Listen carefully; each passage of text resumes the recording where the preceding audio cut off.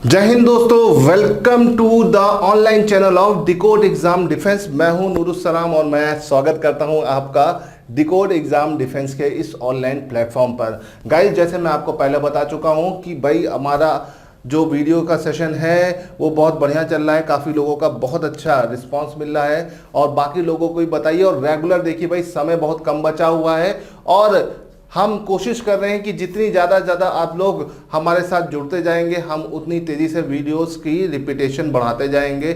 और अभी हम डेली 2 वीडियोस डाल रहे हैं, जल्दी हम वीडियोस के नंबर्स भी बढ़ाते जाएंगे। वो तभी होगा जब आपका साथ हमारे साथ बढ़ता जाएगा। तो अपना प्यार इसी तरह से जारी रखिए और हमको और ग्रोथ देते रहिए। भाई हमारा मेन काम क्या है? ऑफिसर के लिए आप लोगों को तैयार करना कि किस तरीके से आप डिफेंस में एक अच्छे ऑफिसर के फॉर्म में अपने आप को क्वालिफाई कर सकते हो। एग्ज़ाम के लिए क्या क्या चीज़ें इंपॉर्टेंट है उनको लिए हमारा मेन मोटिव है। तो चलिए दोस्तों, हम आज के इस सेशन को शुरू करते हैं। डिकोड एग्जाम डिफेंस के अगर ऑनलाइन चैनल को आपने सब्सक्राइब नहीं किया है तो तुरंत कर लीजिए। साथ ही साथ डिकोड एग्जाम हर सोशल मीडिया के हर एरिया पर है, चाहे वो फेसबुक हो, चाहे आपका टेलीग्राम हो, चाहे व्हाट्सएप हो। तो आप हर जगह हमसे जुड़ जाइए, ठीक है। टेलीग्राम पर सबसे अच्छा है भाई, टेलीग्राम पर मैं पीडीएफ वगैरह सारे नोट्स वहाँ पर अपलोड भी करता रहता हूँ। तो गाइस आप वहाँ पर जुड़ जाइए और टेलीग्राम पर जुड़ने के लिए इस नंबर पर चाहो तो मैसेज भी कर लो, ठीक है, या फिर आप क्या कर सकते हो, सीधे जाकर टेलीग्राम चैनल को सब्सक्राइब कर लीजिए। व्हाट्सएप ग्रुप पर जुड़ना है तो मैसेज कर लीजिए इस नंबर पर, ठीक है। और टेलीग्राम चैनल को सब्सक्राइब कर लीजिए। उसको सब्सक्राइब करने से आपको सबसे फ़ायदा मिलेगा कि हमारे सारे अपडेट्स मिलेंगे आपको। तो चलिए दोस्तों, हमने पिछले लेक्चर में ओशियन करंट को पढ़ा था और ओशियन करंट के ही आज हम पीवाईक्यू मतलब प्रीवियस ईयर क्वेश्चंस को यहाँ पर आपके सामने डिस्कस करेंगे, उसके बारे में बात करेंगे, ठीक है गाइस। चलिए शुरू करते हैं इस सेशन को, ठीक। देखो, ओशियन करंट जो होता है वो आपका किसके अंदर आता है भाई? ये आता है आपका एटमॉस्फेयर के अंदर, ठीक है। तो एटमॉस्फेयर, ओशनोलॉजी, इन सब के अंदर आता है। तो यहाँ पर देखो एक क्वेश्चन है एटमॉस्फेयर का, तो इस एटमॉस्फेयर के क्वेश्चन से हम शुरू करते हैं।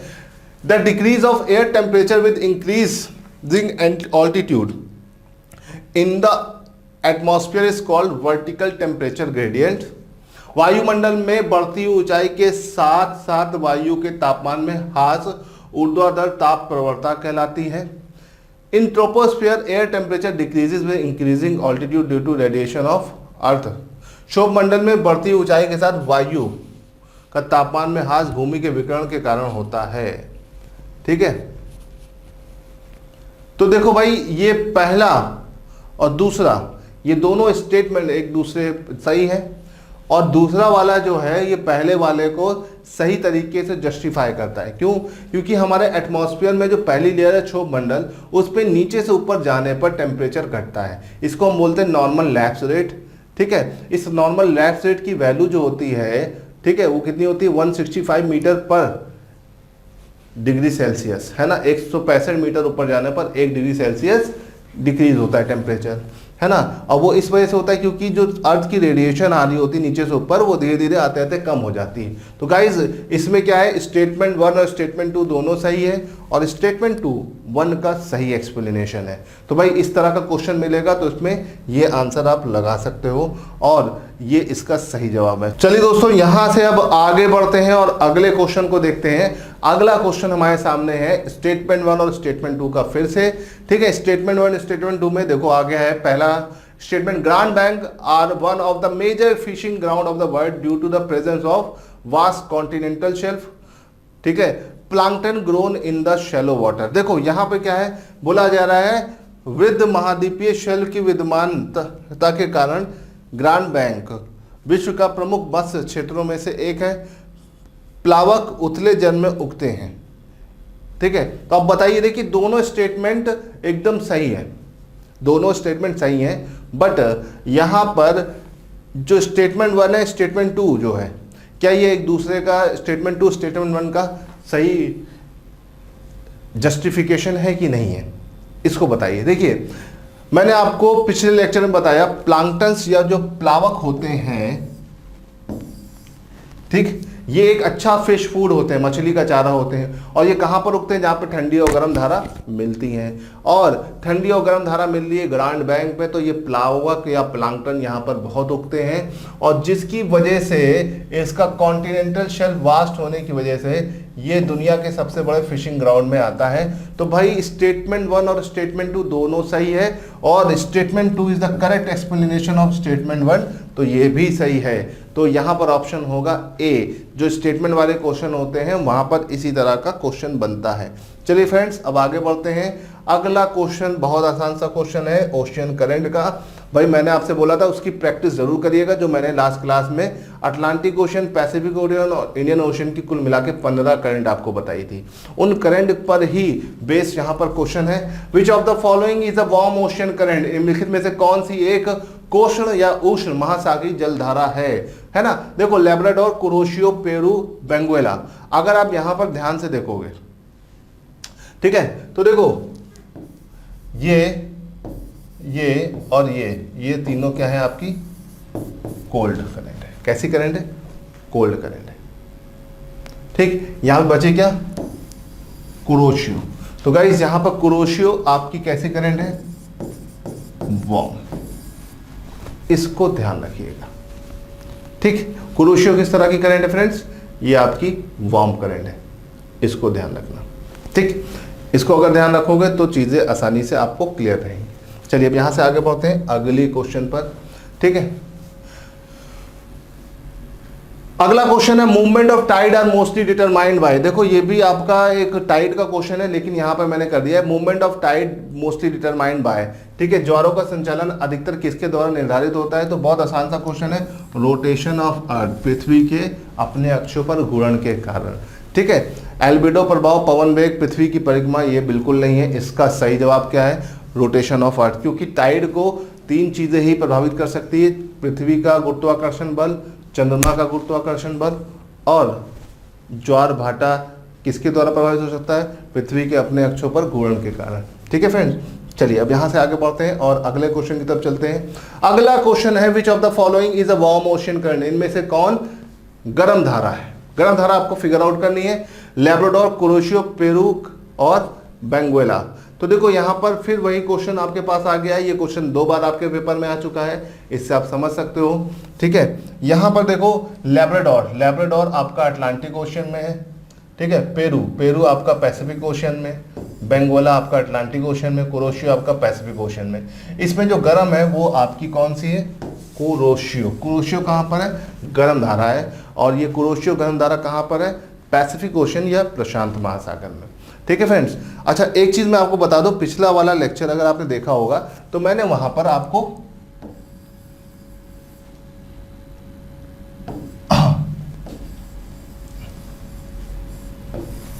ये आपका अमेरिकन महाद्वीप है, ऊपर नॉर्थ और नीचे साउथ है ना, और ये आपका एशिया महाद्वीप है, और यहाँ पर बीच में कहीं इक्वेटर जा रहा है। मैंने आपको पिछली क्लास में बताया था। ठीक है, तो मैंने आपको यहाँ बताया था ये वाला जो है ये आपकी कैलिफोर्निया करंट है, कैलिफोर्निया करंट।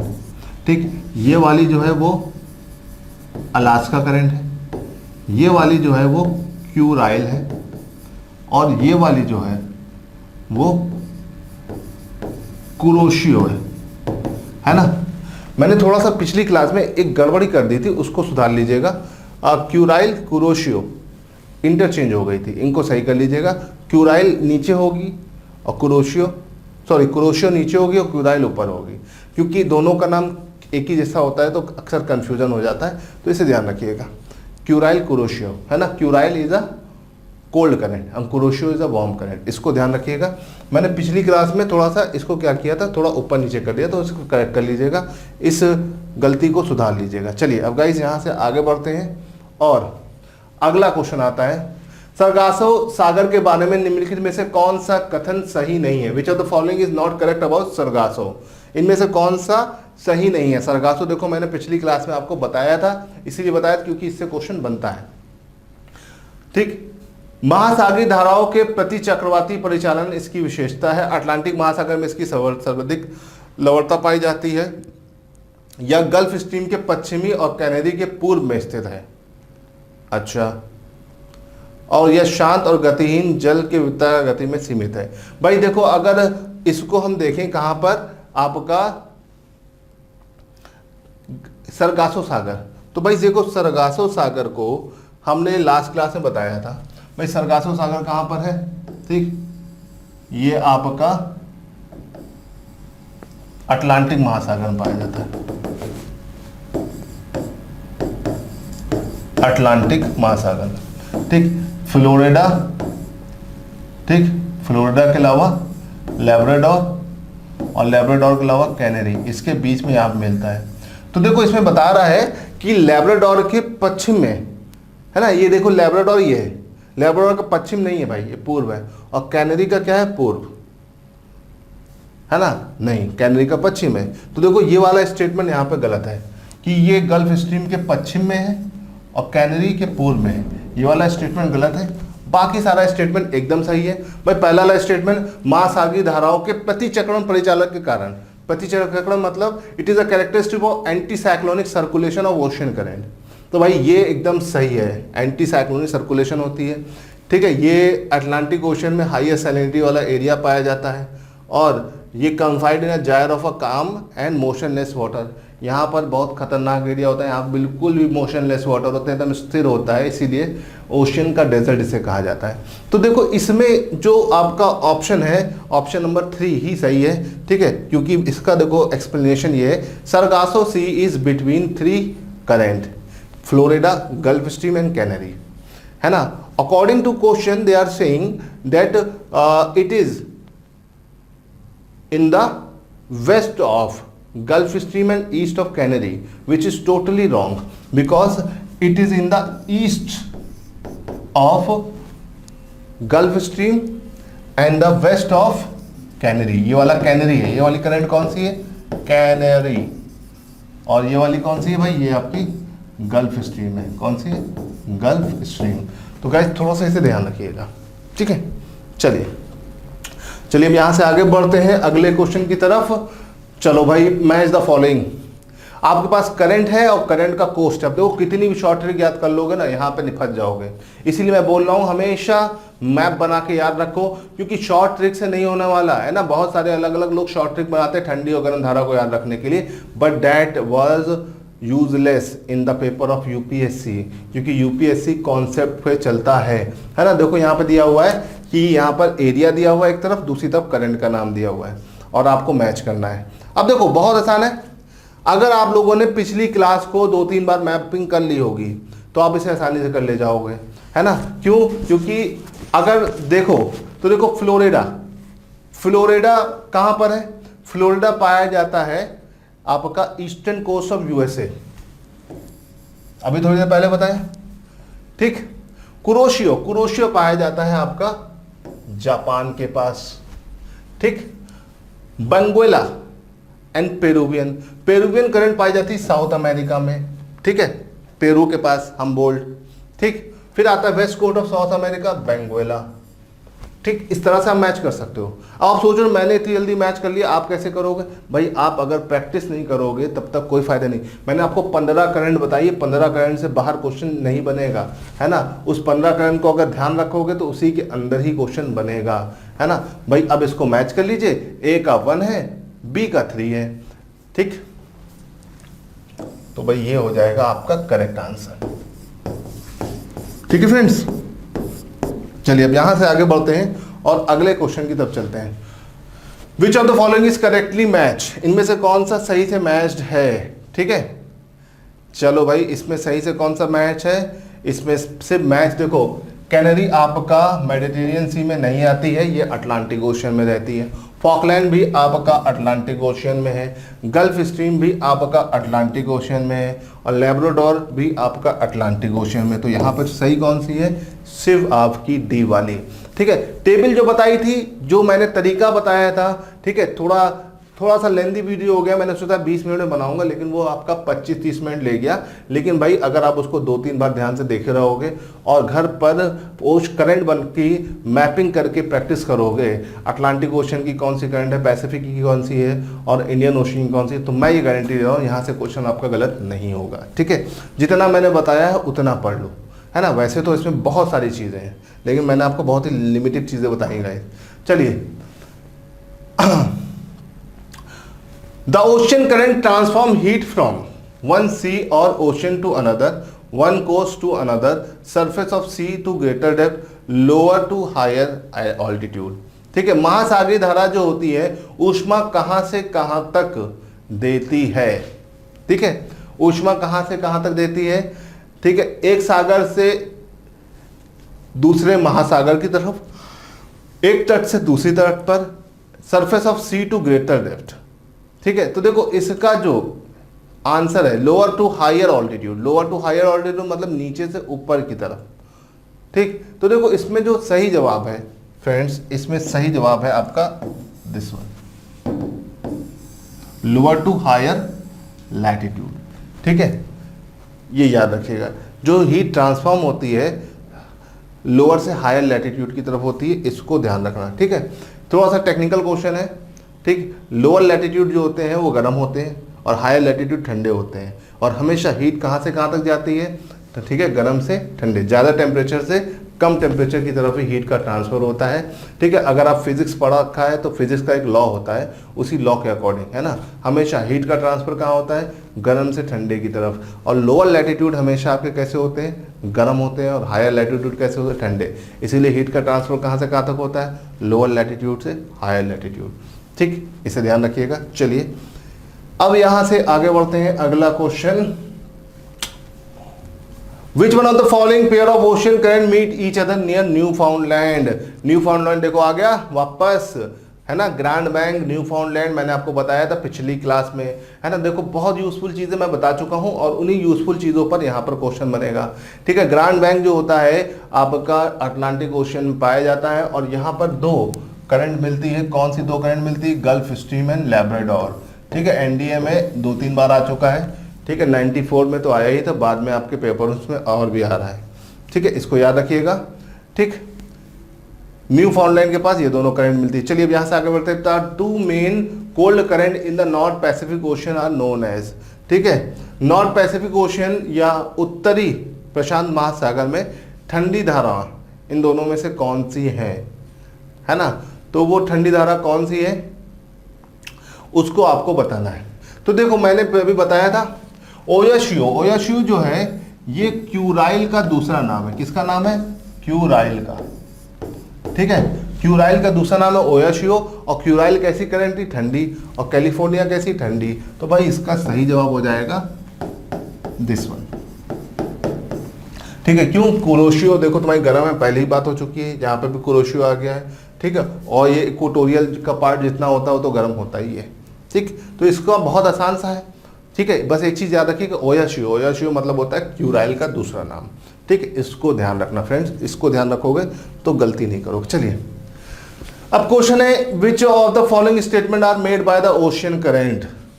ठीक है, अब आप इस स्टेटमेंट को पढ़िए और बताइए इसमें से कौन सा सही है। They are warm off the west coast of the continent within the tropic. ठीक है, ट्रॉपिक के अंदर ये वार्म होते हैं। They move clockwise in the ocean of southern hemisphere. They move clockwise in the ocean of northern hemisphere.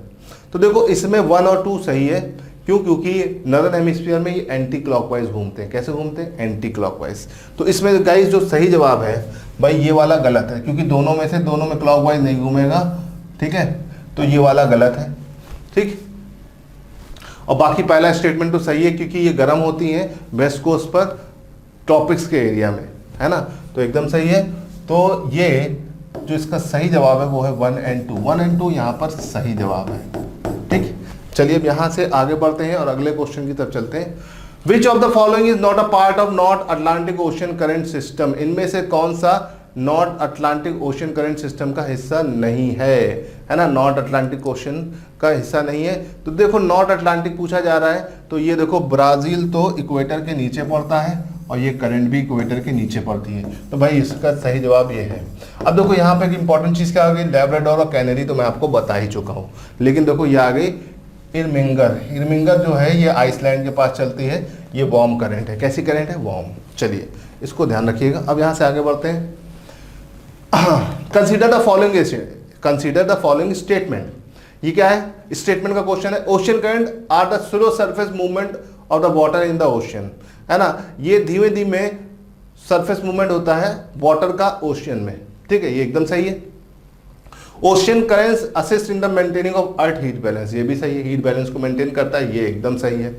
Ocean current are set in the motion of primarily by prevailing wind, ठीक है। Ocean current are the set in the motion primarily by the prevailing wind, ये भी सही है। Ocean current are affect by the configuration of the ocean, ये भी सही है।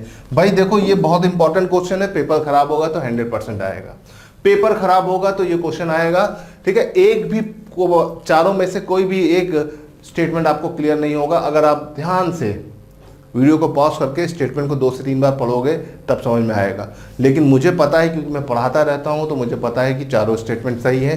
तो भाई ये चारों स्टेटमेंट यहाँ पर सही है, ऑल आर करेक्ट, ठीक है।